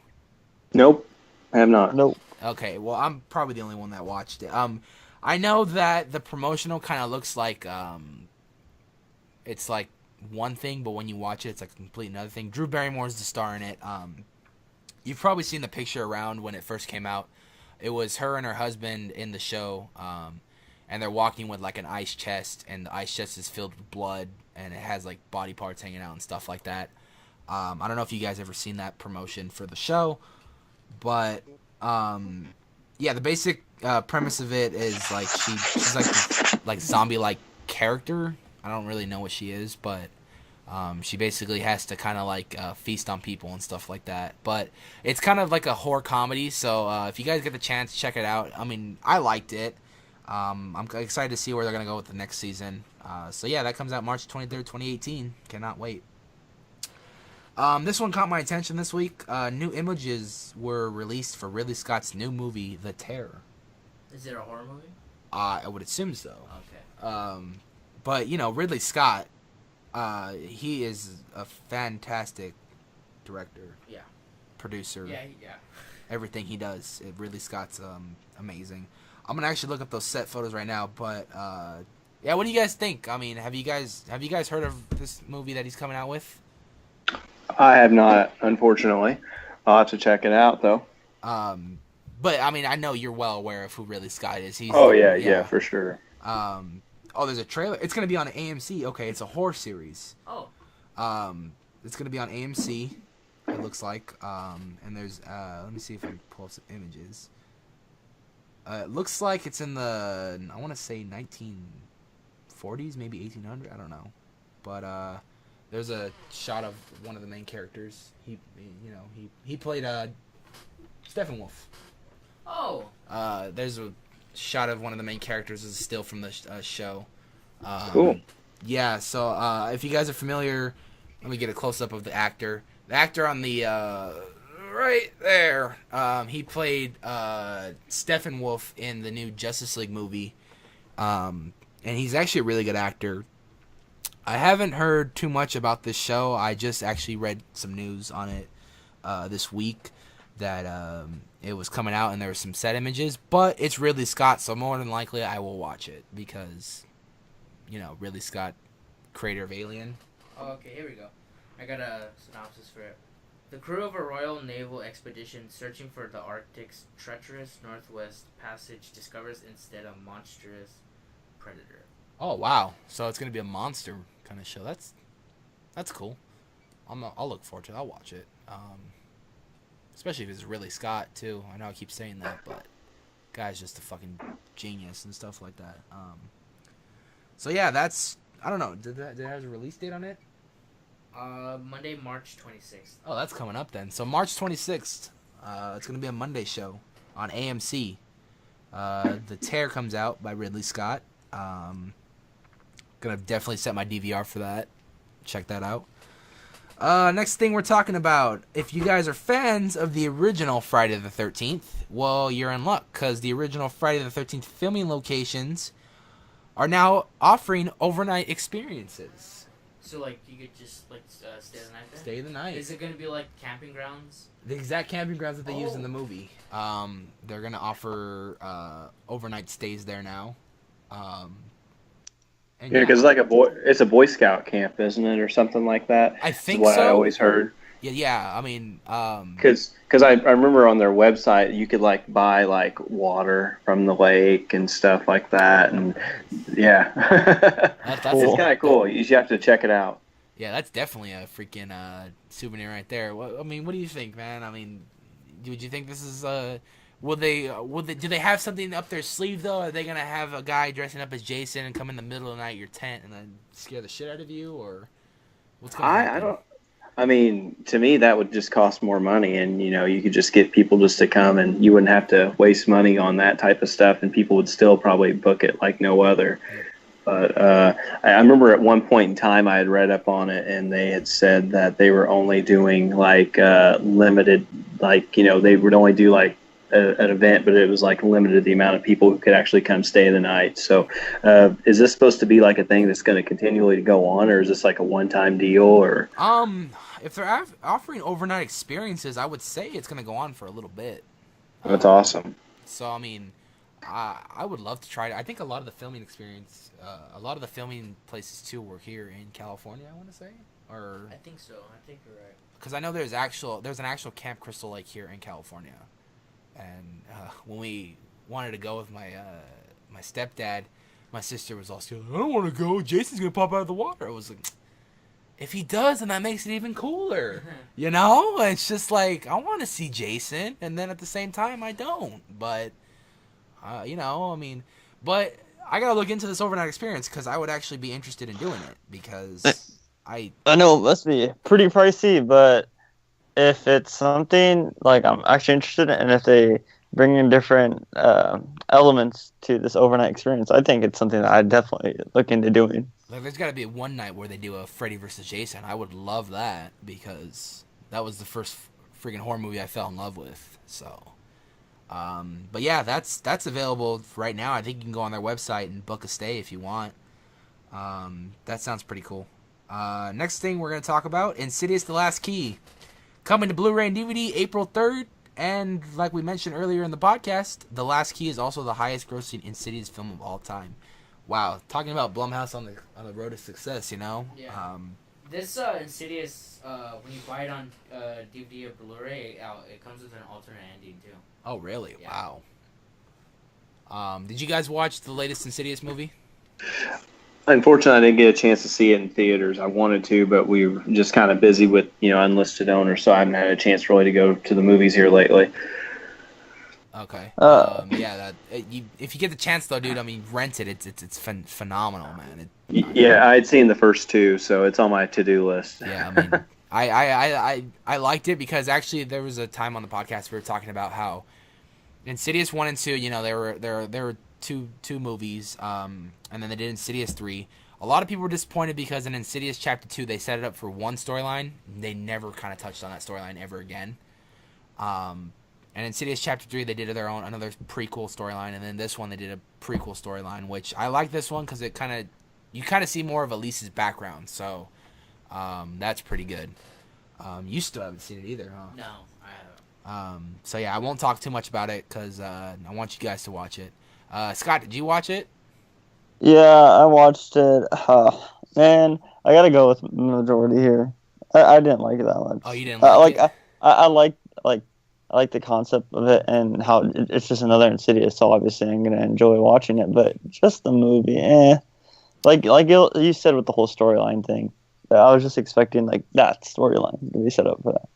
Yeah, I did like I will agree with you. One thing that I was a little disappointed for the lack of jump scares that were in the movie. Yeah, that kind of made me mad. But as far as storyline goes, it was very good. Very well written, very well put together. But yeah, so that's coming on DVD April 3rd. I think it's on digital now for digital copies, right? So that's available now. Here we go. This is this one caught my attention a little bit. So in the UK, they have this guy. He's writing this werewolf movie, which is starring Lindsay Lohan. Lindsay Lohan starring in this werewolf movie called The Shadow Within, and here is the description. A private investigator must unravel the murder of her uncle while keeping the secret that she is the descendant of a line of werewolves. Let me just hear your thoughts on this, George. I want to see the werewolf makeup. I love werewolf makeup. Like from Cursed to American Werewolf in London. I haven't seen anything on it. I don't like Lindsay Lohan as an actor. Not that good. So, yeah, I'll probably look up images or like YouTube videos to see what the werewolf makeup looks like. But I don't think I'll be watching this fully. Did you guys hear about this, or are you guys just hearing about it now? Yeah, I had heard about it. Yeah, I'm gonna check it out, I guess. See, I mean, it sounds interesting, I guess. I mean, yeah, anything werewolves is always good. What about you, Scott? Have you heard of that? I mean, yeah, I've heard about it, but like anything with Lindsay Lohan is kind of iffy. But werewolves, if there's werewolves in it, I think that it can make up for her acting. Yeah, I mean, maybe if we're lucky, most of the time she'll be a werewolf, and I don't know. I would assume she's gonna be playing the detective. Yeah. Because she is the main character. I've looked at a lot of the movie posters, and her face is all over the movie posters. So I don't know. I think the last movie I saw her in was Scary Movie 5. She was in that, wasn't she? Yeah, she was only in the beginning though, and she slept with Charlie Sheen's character, and it was like, all right, so that was pre-Charlie Sheen AIDS, and that was, Pre-Charlie Sheen everything. Yeah, pre-Charlie Sheen, and then that was a little bit post Lindsay Lohan, where she just got out of court for all of her drug shit and stuff. So we'll see. I mean, I liked young Lindsay Lohan when she did Herbie and Mean Girls and stuff like that, but to I don't know. I haven't liked her ever since. I loved Herbie. Herbie was a great she did an excellent job in Herbie. Yeah. And then she got into the whole drug shit and everything. Actually, a funny story about Herbie. I know this is nothing horror related, but the scene where they do the NASCAR scene, my grandparents were actually there when they were filming that movie, and they told them just to go nuts and sit and stuff like that. So I always found that kind of interesting because I was in love with that movie when I was a kid, and then when they told me that, I was like, oh man, that sucks. I wanted to be there and all that. So yeah, moving on to something way better than Lindsay Lohan. Jurassic World 3. We haven't even gotten the Fallen Kingdom yet, but Jurassic World 3 is slated to come out June 11th, 2021. It's a long time. I just laughed at this when I saw this. Come on, really? You didn't even let us enjoy the second one yet. Yeah, I mean, I love dinosaurs, and Jurassic Park, the trilogy, it was good. I didn't like the third one too much, but it's still a dinosaur movie, so that was cool. Jurassic World, the first one, just broke so many box office records and stuff like that that was really good. I'm looking forward to this next one. What do you guys think about the Jurassic Park franchise in general, though? Oh, when I was a kid when the first one came out, and I had all the dinosaur toys and everything, and I mean I don't know. I just, for some reason, I always just hung on to the first, especially the first one, Yeah. So I really, I don't know. And plus, it was the first time, they actually used CGI like that in a film. And to me, that was very, very revolutionary. So I don't know. The first one to me has always stuck out as my favorite of all of them ever made. Yeah, the first one is phenomenal. I love the first one. Just from the different lines they had to the a lot of the iconic scenes and stuff like that. Fallen Kingdom looks really good. So the question I have on my head is, if in the Fallen Kingdom, the basic premise of this movie is they're gonna blow up the island and kill the dinosaurs, what are we gonna do with the third movie? I don't even know how they can go. I mean, I guess we just have to wait till the second movie comes out. But I mean, are they gonna bring back the scientist and maybe he's working on something new, or? I don't know. I mean, I know Vincent D'Onofrio's character at the end of Jurassic World. He got out. He didn't die. Yeah.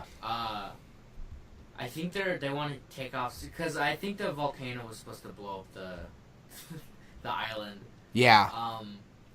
And I think they haven't said it, but the whole movie's is them gonna be getting blew away from government stuff like that. I know the director or the writer said he didn't want to go and militarize dinosaurs because that's kind of dumb. Yeah. But I don't know. I mean, it's certainly interesting. I would like to, if they already have a third film, then maybe they have faith in that that Fallen Kingdom will be really good and capture the horror essence just like it did in the first Jurassic Park. The reviews were decent on Jurassic World, right? Yeah, it's not certified fresh on Rotten Tomatoes and other stuff. I think it has 70s and stuff like that. But it still made a lot of money. Yeah, it made a lot of money. Like I said, it broke records and stuff like that. I think it's one of the top 5 all-time highest grossing movies of all time, right? Mm-hmm. So yeah, we got the third one coming in June 11th, 2021.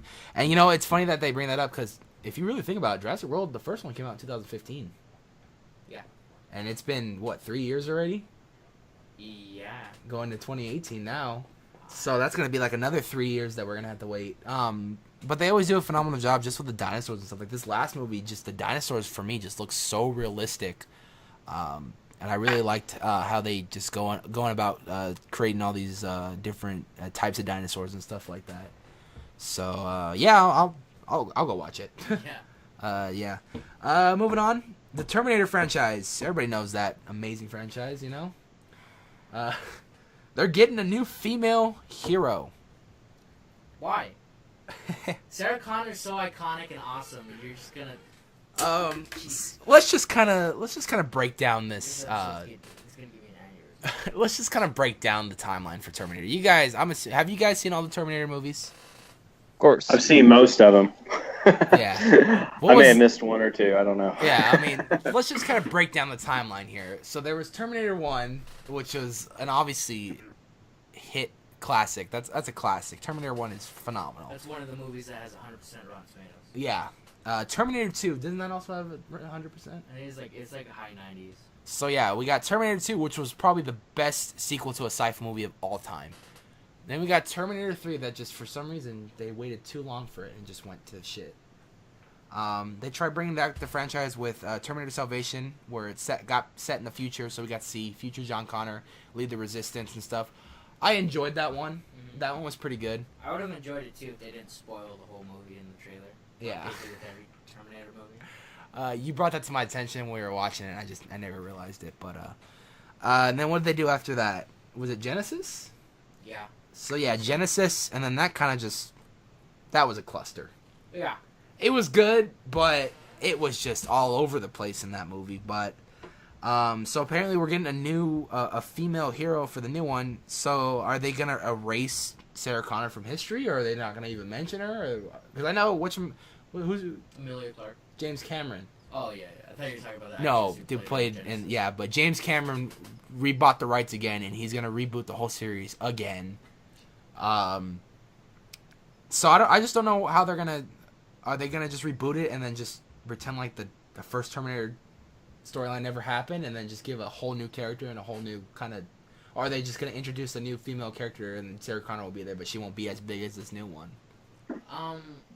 I would kind of like Sarah Connor to be in the background if they're gonna base it around this new female character. I don't know. It kind of piques my interest, but I'm still. Sarah Connor is one of the best in my books. Yeah, I mean, what do you guys think? I mean, Sarah Connor as the female lead. I mean, I think she is a. But what do you guys think? I mean, what do you guys think about this new hero? I mean, to me, I think it's kind of weird how they just erase. If they would erase the original storyline, I think that'd be a very poor move. So hopefully that they'll have her in that. But that's just my opinion. Yeah.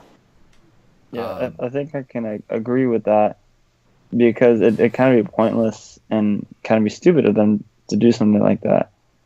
As far as her being a new hero and everything, I don't think that they should change it up at all. Yeah, I mean, I don't know. Only time will tell. Maybe it'll be the greatest movie of all time. Maybe it won't. Moving on, Netflix. Everybody knows Netflix. March 2018, they released a list of the horror movies that are going to be coming to Netflix next month. Very short list, though, if you ask me. So immediately after March 1st, we're doing. They're bringing the classic Ghostbusters 1 and 2 to Netflix. So that's going to be cool to watch. I love the Ghostbusters movies. Yeah. They're great. They're bringing a horror movie called Moon. Never heard of that, but if it's going to be on Netflix, I'll check it out. Is that the one with Sam Rockwell? Probably. I mean, well, I don't, because that's not necessarily a horror movie. It's it's a good movie. Oh, well, it's called Moon, so yeah. The Descent and The Descent Part 2. So those are going to be 2 movies coming on. And the Lazarus Project. That was. Did you watch that? No, I think that's the one with Olivia Wilde, though. I remember seeing trailers for it. It looked pretty interesting, but I gotta check it out. Oh yeah, it is with Olivia Wilde. Yeah, don't watch that. Don't? Why no. Is it bad? Yeah, it's not good. Oh wow. Available March 7th, a movie called Aftershock, and March 31st, the movie with Chloe Grace Moretz, Let Me In. Ooh. Yeah. So if you guys are bored in March and want to watch some horror movies, there you go. A list of horror movies that will be coming to Netflix this month. Moving on. So the same theme park in the UK, it's called Thorpe Theme Park. They did a Saw roller coaster a couple years ago. They're going to be doing a Walking Dead roller coaster now. I love The Walking Dead. After seeing what they did with the Saw roller coaster too, it was cool because in the line queue you walk into Jigsaw's warehouse. and you see a lot of his infamous traps and stuff like that. And then you get on the ride, and what the ride is essentially supposed to be a trap, like a new trap he came up with. So you get on this ride, and they have the actual ride on YouTube if you want to check it out. I mean, it's pretty cool. But yeah, you get on this ride, and it's supposed to be like a new trap he worked on, and you're supposed to be the test subjects. But a Walking Dead roller coaster. What do you guys? Are you guys fans of Walking Dead or? Oh yeah, I'm kind of curious. Like, how was the Saw one? Was it kind of like the Mummy roller coaster ride, or was it kind of like Pirates of the Caribbean, where you kind of float through and you see like these, or go through and see these different scenes? Like, how do they do the Saw one, or how do you think they're going to do the Walking Dead one? Or I mean, are they just going to make it like the Rock and Roll roller coaster, where it's Yeah. Well, with the Saw one, I know that it was a legit outdoors roller coaster, so it took place.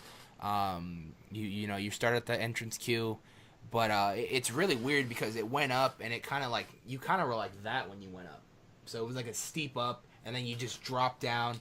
I don't remember if there was any loops or anything in it, but just the theme. They released concept art for the Walking Dead one, and the concept art it shows like the main entrance and it says like the Walking Dead roller coaster or something like that, and then you walk in. I don't know what building it was supposed to be. But you walk into this building, but in the concept art, you see all the zombies walking into it and stuff. So, as far as I can see, if they're gonna do the same thing like they did with the Saw one, where they show all the traps and stuff, and they showed like Jigsaw, the puppet everywhere and stuff, they can honestly recreate iconic scenes through the show's history into that queue or like iconic locations and stuff like that. So, only time will tell. I mean, I don't know. This theme park is, like, doing a lot of horror-related rides, and so that kind of makes me happy because it actually makes me want to go visit this theme park, so. And, okay, so the information that I know about this whole Walking Dead roller coaster is, obviously because I do a lot of theme park stuff. Yeah. It's going to be the same ride as their former coaster called X No Way Out. Okay. They're just basically like doing all the effects over it and everything, and it's gonna actually have live actors in it, like on the ride. Wow. And they're basically gonna mix like all elements and all effects and everything, and just kind of mash in. So like how Universal has with their Walking Dead attraction, just kind of mash in like all the seasons together into the ride. Yeah. And they're saying that it's supposed to be this like big like cutting edge theming, and I think that's cool. And obviously, I've seen the Saw one. The Saw. I've dreamed about like going to Thorpe Park and riding that ride. Yeah. And just knowing that there's going to be a Walking Dead one there, because there's only 2 Walking Dead attractions now. And it's the one at Universal and the one at Thorpe Park. So that's really cool. And also, like you said, Thorpe Park's doing a lot of horror stuff. They had the Saw maze at their Halloween event. That's cool. And I think that Thorpe Park is kind of like are underdogs because they're in the UK, but I definitely think that bringing this roller coaster is going to be really cool and unique. Yeah, that's set to open up this spring actually, and now that you mention it's a reskin, because I had thought about it, I was like, how are they going to get this done in time for springtime? But if it's going to be a reskin, I mean, I'm all for it. I mean, and especially if you said they're going to have live action actors in it. I mean, what would be really cool is if they had someone dressed up as like Negan. And like they do that iconic scene of him with the line of people. Yeah. I mean that could be cool to see. I mean, or you get on the ride and you're sitting next to a guy in zombie makeup. Have you? Yeah, I mean I know they just have permanent actors there all the time. Yeah, that sign really me up cool. for that job. Yeah, I know they did that at don't they do that at Six Flags Fright Fest? I think they do that. Yeah, they do it in Orlando. I think it's at Busch Gardens. You can like ride bumper carts with zombies or like ride a roller coaster with zombies. I would be bumping into zombies left and right. It's cool. And like they have that going all night. It's no like separate fee or anything. It's like all night and all night thing. We need to go to Orlando. Yeah, we need to go to Orlando.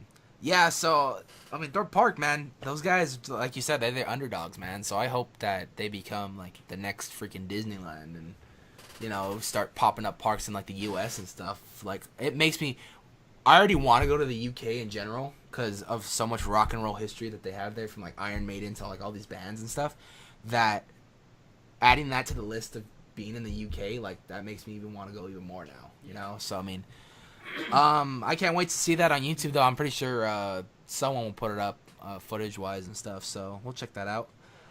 Moving on. So we also been talking about lately the new Ted Bundy biopic. Yeah. They released some new images today of the movie, or this week. One of the images that caught my attention was we saw what's his name, Bill Parsons, Yes. Sheldon from Yeah, Big Bang yeah. Theory. They showed him in a courtroom, I think. So I think he's gonna be either playing someone who's testifying, but he was wearing a suit, so I'm gonna say he's gonna be playing a lawyer. Is he going to be the lawyer who... did a lawyer defend Ted Bundy or not? I don't know. I mean, I think by law though they're supposed to give you a Yeah. lawyer no matter what, right? Yeah, I think so. So Unless he chooses to represent himself, that'd be the only So, yeah. other way. this thing's going off again. There we go. Yeah, I mean, like you said, unless you choose to represent yourself, I can see that. But I don't know who his character is at the time. They haven't really. They just said he's in the movie. I haven't read too much about who his character is. I want to say he's gonna be playing a lawyer though. I don't know. Either he's gonna be. I don't know who testified against. Who testified against that? Did anyone in specific testify against it? Was it his girlfriend or I have no idea. Ted Bundy? I have no idea who testified against him. Unless it's. So I don't know.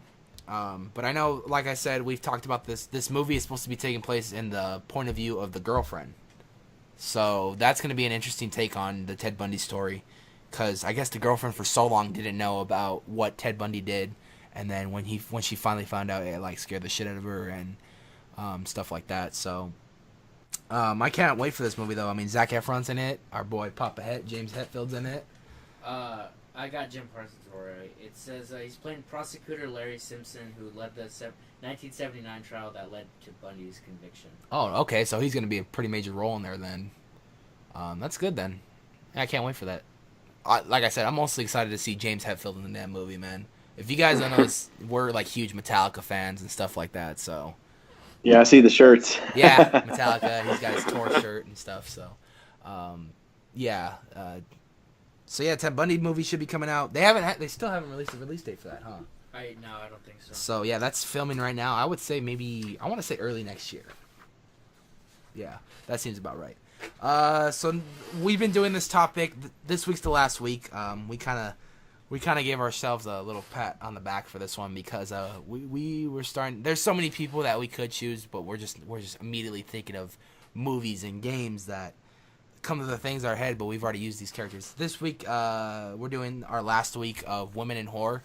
If you guys don't know, I mean, I know you guys probably know, but like a lot of the audience who's listening, if you guys don't know, this month is Women in Horror Month. So we just like to take the time to thank and honor and applaud some of the lovely ladies who brought some of the best nightmares to life on screen or in a video game or whatever it is horror related in a book, whatever it is, we do it. So I'll start off with my list. I'm gonna go. My list this week is nothing but games. I got one from one game and the rest are from like a whole nother game that I just didn't ever bring up, but I should start now. The first one's gonna be from The Evil Within, Julie Kidman. Kidman in the movie or in the game, she's supposed to be your partner, but you find out she kind of betrays you. Yeah. And her character, I would say, was pretty badass because you get to play with her in one of the DLCs, and I liked her character a lot, and how she kind of had that backstabbing kind of thing. But in the second game, she kind of was like, "Oh, I'm gonna help you out again" and stuff like that. So the next one's gonna be Eveline. She is the main sort of villain in Resident Evil 7. And her, just what she did to the Baker family is just sadistic and evil, and I always, I love that game. That's one of my favorite horror games of all time. I remember when we got it too, I made that game my bitch. Best way I could put it. The next one's gonna be Grandma Baker, because in that whole game you see her just sitting there looking at you, and you know something is up with her, but you don't find out till like the very end of the game of who she really was. If you guys haven't played the game, I don't know if you guys play games. I won't spoil it, but yeah, I mean, when you find out who Grandma Baker is, it's just insane. The mom, Marguerite, I don't know how to say her name. She was also a scary villain in that I don't like bugs. And her whole villain revolved around bugs. And so you can even ask George here. I would scream a lot in this game because just the fact that bugs were attacking me, I didn't like that one bit. And yeah. And the last one is Mia, who played the actual girlfriend in here who gets possessed in the game. She was an interesting character because 1 minute she was good and the next minute she just went completely insane, evil. Yeah. And I like that about how they did that. They did a different approach on this Resident Evil game than they did the previous ones. And that's what really made me like this game way more than any of the past Resident Evil games, because this one was, for one, in first person, and it was just like you didn't find out it was a Resident Evil game until the very end. You know, so throughout the entire time I was questioning, like, is this really a Resident Evil game, or are they just gonna trick us to the last minute, like, oh no, this is a different game and stuff? But I'm glad I played that game and I love it. So George, you got yours this week? Yeah, my first one is going to be a baby from House of a Thousand Corpses. I really enjoyed how she would, like, kind of trick people into, like, she would kind of, like, use, like, because she, like, in the movie, she's a pretty lady, and she would, like, use that against people and, like, trick them into, like, bringing them to the house, and then she would, like, kill them. Played by the very lovely Sherry Moon Zombie. Yeah. The next one is the alien from Species. That's I haven't really heard a lot of stuff that people say about it. I like that movie. That's an alien that it kind of like takes the form of like a beautiful woman, and then will seduce people, and because it wants to make babies and basically populate the whole world, and it'll kill the men. She's a pretty cool monster. I really like her design. Next one's Reagan from The Exorcist. Just iconic and in every way manageable. Next one is Amelia from The Babadook. That's that new movie that everybody's been talking about. It's a really good movie. If you haven't seen it, you should check it out. It plays on a lot of. It is very much a horror movie, but it plays a lot on like depression and just like Lights Out and like dealing with death itself. And the next one, I don't know how to say her name. It's from the movie The Witch, which is it's a really I would say underrated horror movie. I don't see a lot of people talking about it either. It's really good. It's kind of long, and you kind of have to stick with it, but it does have an incredible payoff at the end. I believe her name is Thomason. It's played by the same actress who played the leading lady in Split. Yeah. Yeah. It's a really good movie. You guys should check it out if you ever get the chance. It's called The Witch. The posters are like it's like two V's. Okay, I think I've seen it. Make up the W. It's a really good movie. Solid list this week. Do you guys want to share any women of horror that you guys personally liked or anything? Well, I could give a shout out to the actresses that were in my film for Women of Horror Month. I mean, I couldn't have done the movie without them. Andrea Potts, who played our lead actress, I mean, she did an amazing job, and really set the tone for the movie. Heidi Corona, who was the second lead actor, she did an amazing job, and the girls who were in the Roth family, Abby Bryan, who played Abby Martin, and our makeup artist Tabitha Bashor, and then my wife, who did the promo makeup that's my profile picture of the unlisted owner carved in my chest, Cassandra Bryant. I know, all these women have really helped boost Unlisted Owner to where it's at, and could not have had an Unlisted Owner movie without any of them. Yeah, huge shout out to all those women who brought that movie to life, man. I mean, especially that I've noticed that profile picture of yours, and I think that's probably one of the coolest things I've seen too. So, that's awesome, man. Scott, appreciate that. Scott, anything for you, man? Like George was saying, Linda Blair, Exorcist, Reagan, and Jessica Lange, all American Horror Story seasons, obviously. Yeah. Such a good actor. George thought that too. I think that was like the first week we brought it up, huh? Yeah, we both like Jessica Lange's characters in American Horror Story, so yeah. We're going to end the show like we do every week with a segment we like to call This Week in YouTube.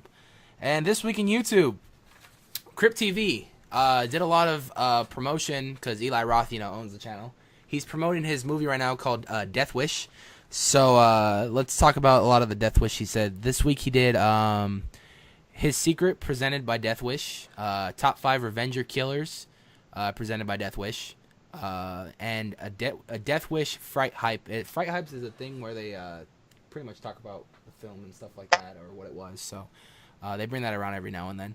And then the 2 skits that were on the channel this week, the original horror skits that they do, Look See Part 4, we talked about that earlier on the podcast, and Trunk Space. Trunk Space was more of a comedy horror, they said. It's pretty interesting. Again, there's not really any dialogue into it, but it was pretty good. Next, he's on the podcast right now, SoCalExploring. He did the Electric Eel construction update. And he went to Universal Studios Hollywood for Lunar New Year 2018 event. And I believe you put up your SeaWorld one as well, right? Yeah, I just put that up. Yeah, so I didn't put it on the list, but he put it up, I think, either today or yesterday when I was writing this. So he also put up the SeaWorld Lunar New Year event as well. I guess a lot of theme parks were really doing Lunar New Year this year, so that's pretty cool. So yeah, go check out SoCalExploring. He was one of our guests today on the podcast. Be sure to subscribe to his channel. He does not only does he Horror Nights stuff and horror things, but he does a variety of all theme park stuff, whether it be construction updates or vlogs or meet and greets, whatever it is. SoCalExploring is your guy to go see it. So go check him out. Yeah, go check me out. The next one, Zombie Chris. He did 5 reasons why Five Nights at Freddy's won't be at Halloween Horror Nights 28 or 29, or 28. And then he did 5 reasons why Five Nights at Freddy's will be either at HHN 28 or HHN 29. Because he said that for this year they might bring it because it's the fact of it being a game. But he said they might wait till next year for when the movie's out because they might want to do more movie aspects. Go check Zombie Chris's video out. It's really good. Theme Park Info did RIP based reskins ruining Disney parks and new themed restaurants coming to Disneyland. Go check him out. Awkward Arsic, When in Rome, Awkward Montage, and HHN 2018 House of Horrors trailer fan made. I don't know if you watched that this week, but oh my god. He made a fan made trailer to classic horror movie Monsters as if it was going to be an announcement. It was so good that it looked like it could be a legit trailer for Horror Nights, and I hope that Horror Nights saw that and was like, maybe just picks it up for this year's event. That'd be pretty cool. But yeah, that was a good trailer. That guy actually kind of gave me goosebumps. Like, wow, this could be possibly something. And lastly, the League of Extraordinary Vloggers, they put up an HHN 2018 codename number 1, Terror in the Isles. And we celebrated Lunar New Year at Universal Studios Hollywood. Ironically enough, they went the same day we did, and we didn't see them. Yeah. So, well, I mean, that's how you could tell it's a very big park, and people that you see on YouTube, you probably won't run into them because of the park so large. Yeah. So go check out all those amazing, all the amazing content and stuff. On top of that, he was our other guest today. Mr. Jett Brian has his movie out, Unlisted Owner, now available on Amazon. Ranked number 9 for 15 weeks in a row on Amazon's top horror movies. It is also available on Prime Video to watch if you are an Amazon Prime member. It's available to buy on DVD wherever also DVDs are sold. And I'd like to just give a huge thanks for both Mr. Jett Brian and Mr. Scott of SoCalExploring because they made this podcast amazing today. They were honestly the first 2 guests we've ever had on the podcast, and I could not be more thankful for them being on the podcast today. So, gentlemen, thank you for your time today. I'm so glad that we got to do this awesome interview with you, Mr. Jett Brian, and just talk, just to hear your opinions, Scott. So, thank you, gentlemen, for your time. I really appreciate it. Yeah, thank you for having me on. I greatly appreciate it. Yeah. Thank you, dude. Like I said before, I know you guys are gonna do something like gonna go big, and I see that. Like hard work pays off, and I learned from experience that, like the great Will Smith once said, "If you have a dream, go catch it. Don't let anyone stop you." And I think that's the one motto that I've lived by. Is I'm following my dream, no matter how small I am, no matter how many views I'm getting, I'm still gonna keep pushing as long as I'm having fun with it. Hey, bro, I'm right Yep. there with you, man. Yep. I mean, I live in a little small town of 1,100 people in the middle of nowhere. Our closest mall is an hour and a half away, and I made a horror film right here in my small town with some of my best friends, and we made as high as ninth on Amazon's top 100 hot new horror releases, and it's just been an amazing experience. And here I am, on a podcast talking to all you great guys, and you would ask me 10 years ago if I'd been doing something like this, I would never dream that I'd be, the movie would be doing this great, or, me to be able to even make a film. So thanks for all your guys' support of the film. And, it's guys like you that just keeps me going, that, says, look, there are people out there that love horror as much as I do. And and just, want to see, someone who's smaller be successful. And I just greatly appreciate that. Yeah, I mean, I'm so glad that maybe out of all the people that you could have chose to do an interview, you chose us, and honestly, I sent that to him the minute you sent me that message, and I just for some reason felt like we're getting somewhere. Like, people are starting to recognize what we do, and it was just, like I said, a huge honor for you to, out of everyone you could have chosen, you chose us, and I truly thank you for that, and I truly thank you for what you brought to us with Unlisted Owner. It was such a great movie, and like I said, I want to see more of what you have, and I am excited to see your next project. You're always welcome back on the podcast if you want to just come by and talk bullshit horror with us. You can come by. If you want to promote your next movie, you're more than welcome. You have a spot here, man. So feel free to contact me anytime for the podcast if you're want to promote the movie again. I'm always willing to do a Q&A with you, and like I said, man, it was just an honor for you to be on the podcast. Same with you, Scott, man. You're always welcome on the podcast as well. I know me and you keep in contact a lot, so you guys want to be on the podcast, just let me know. I'm only a text away, man. Appreciate that. Yeah. And it just goes to show you, like what Jed was talking about, how he lives in a small town. Like, if you have something that you're passionate about, and nothing's going to stop you if you just keep pushing. It doesn't matter what you have. It doesn't matter what quality your stuff is. As long as you're doing what you love, and you're going to be successful. You're going to be happy. All right. Well, with that being said, I'm Anthony. I'm George.